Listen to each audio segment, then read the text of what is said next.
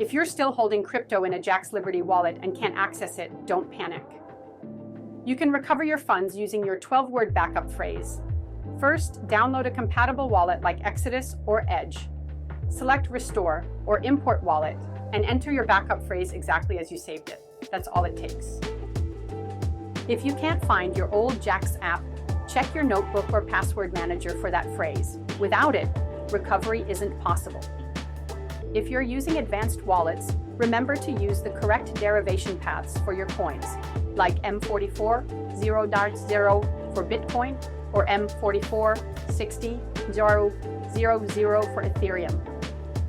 If you run into issues, double-check your seed phrase and ensure your wallet supports BIP39 recovery. For extra help, consider reaching out to specialists like CryptoRecovers.com. Reclaiming your crypto is within reach. Just follow these steps.